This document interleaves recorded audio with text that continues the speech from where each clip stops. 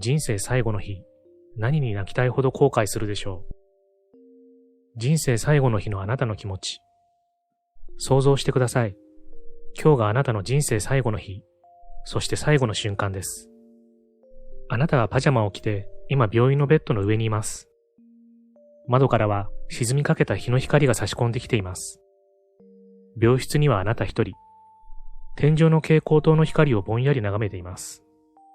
あなたの一生はどんな人生だったでしょうか。いつ最後の日が来ても後悔はない。そんな風に胸を張って言える人生でしたか。あなたの魂はあと30秒で肉体を離れます。電灯のスイッチを消されたかのように体の重さが消えていきます。あと20秒です。目がかすみ、もうほとんど何も見えません。静けさの中、空調の音だけがかすかに聞こえてきます。あと10秒。体の感覚が消えていき、空間に溶け込むかのように境目がなくなりました。心臓の鼓動が今にも消え去りそうです。わずかに残っていた意識が何者かに引っ張られるかのように遠のいていきます。あなたはたった今、亡くなりました。本当に亡くなった感覚を少しでも感じてみてください。やり残したことはないですか？悔しくはないですか？たった一度きりの人生をこのまま終わらせるなんて悔しいと思いませんか？まだやりたいこと、見たかった景色、伝えたかった言葉、いろいろなものを残してしまった後悔があるんじゃないですか？でも大丈夫。この動画を見ているということはあなたはまだ生きています。今からまた新しい人生をやり直せるのです。人は残念ながら皆いつか必ず死にます。それを受け止めることこそ生を輝かせることにつながります。最近は今ここに集中するマインドフルネスという考え方が広まっていますが、今回の本、明日死ぬかもよでは、死ぬことを真剣に見つめることでいかに今を素敵に生きるかを27の質問形式で伝えてくれます。僕自身、今まで想像していなかった、あるいは目をそらしてきた事実に目を向けることで考え方が変わった気がします。今回はその中でも心に残った3つの質問と最後に本書でも引用されているとても素敵な詩をご紹介したいと思います。それではまず最初の質問から始めましょう。あと何回桜を見られるでしょうか。人生80年として1年を1回としてカウントするとします。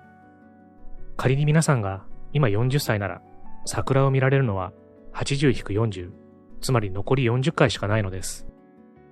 死ぬことを受け止めるということについて古くから様々な教えもあります。例えば、曹洞宗の開祖である道元はこのように言っています。成功する人は努力する。努力する人には志がある。志のある人は人間が必ず死ぬということを知っている。また、古代ローマでも戦争に勝利し凱旋した将軍はこのように言ったそうです。死を忘れるな。自分はいつか死ぬ存在であることを忘れなければ、有頂天になることもなく、物事をいつも正しく判断できるからです。今日亡くなる方は世界で約15万人います。人生最後の日は必ず来ます。それは残念ながら必ずです。もしあなたが40代だとしたら、桜をあと40回も見られないかもしれません。地球があと太陽の周りを40周する間に人生は幕を閉じてしまいます。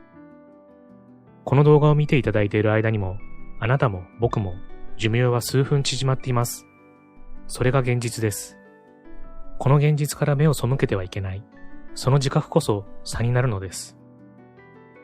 あなたが両親を選んで生まれてきたのだとしたら、その理由は何だろう。このようなメールが届いたそうです。親父にビールを買ってやろう。ある給料日にそう思い、お店でケース買いして実家に届けに行きました。当然親父は喜び、すぐに乾杯。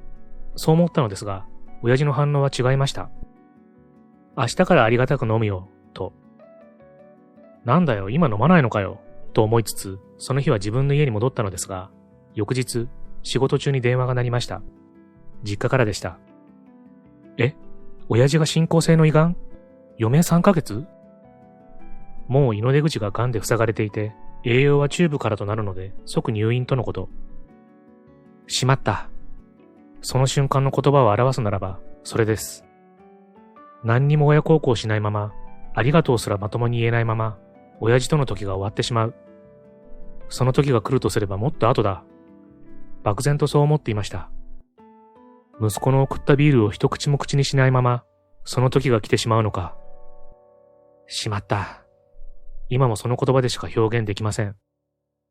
親父はとても真面目で律儀でしたから、医師の見立て通り、余命3ヶ月、その通りに死にました。その3ヶ月、自分なりになりふり構わず親父の看病はしました。けれども、父を取り戻すことはできなかった。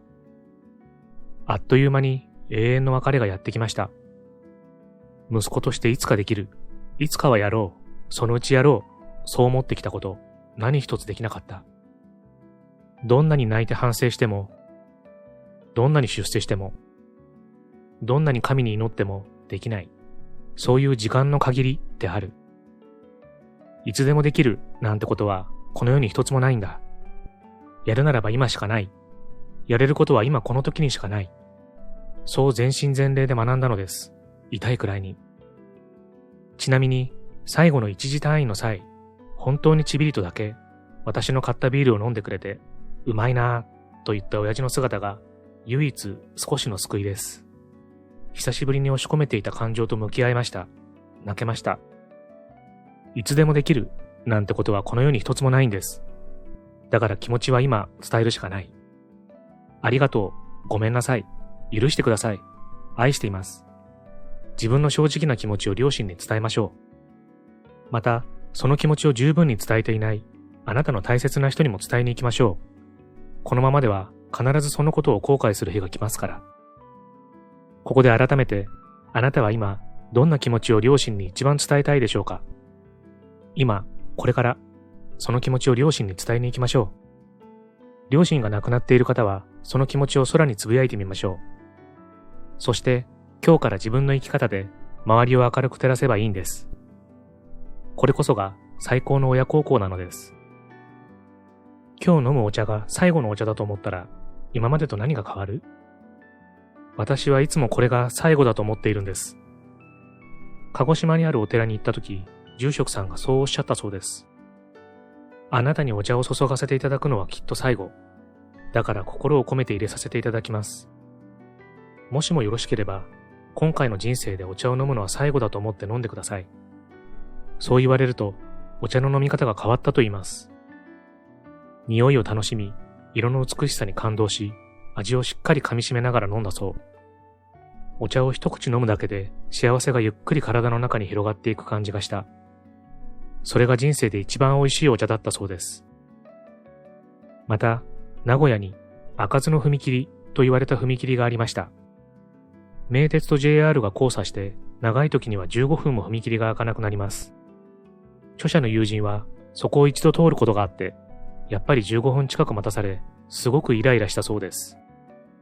それから数年、その踏切が取り壊され、なくなることを新聞で目にしました。もう二度と通れない踏切だと思ったら、友人は、あの時15分待ってよかった、と思ったそうです。これが最後だと思ったら、15分待つ踏切にすら、喜びが出てくるんです。今日がお別れだと思ったら、嫌な人だって少しは許せるよね。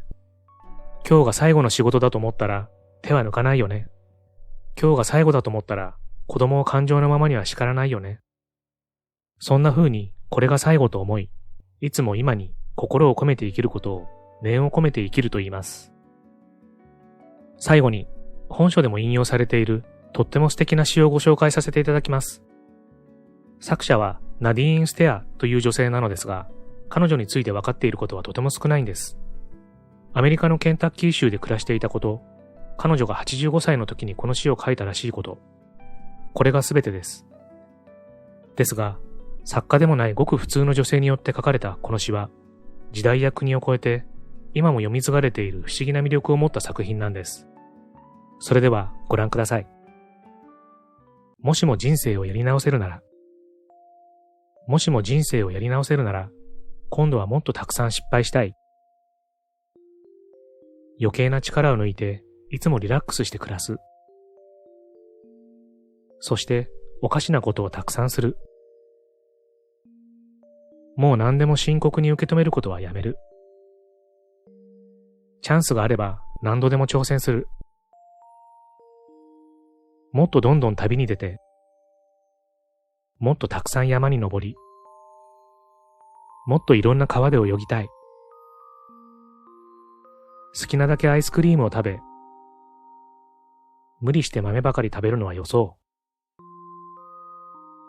きっと今よりも問題は増えるかもしれない。でも、頭の中だけの心配事は減るだろう。ご覧の通り、私はごく普通の人間です。いつだって、どんな時でも、コツコツ真面目に生きてきました。ああ、そんな私の人生にも、生きる喜びを感じた瞬間が幾度かありました。もしも人生をやり直せるなら、あんなひとときがたくさん欲しい。本当にそれだけで、あとは何もいらない。ただ長生きするために今日を過ごすのではなく、一瞬一瞬を大切に生きる。体温計や湯たんぽ、レインコートやパラシュートがなければどこにも出かけられない。私はそんな用心深いタイプの一人でした。もう一度人生があるとしたら、今度はもっと身軽に旅に出よう。もしも人生をやり直せるなら、春から秋の終わりまでずっと素足のままで暮らす。もっとたくさんダンスを踊る。もっとたくさんメリーゴーランドに乗る。そしてもっとたくさん、ひな菊を摘む。最後までご視聴ありがとうございました。これからも皆様の幸せづくりに役立つ情報をまとめていきたいと思いますので、チャンネル登録や高評価をしていただけるととっても嬉しいです。また次回の動画でお会いしましょう。皆様に幸せが届きますように。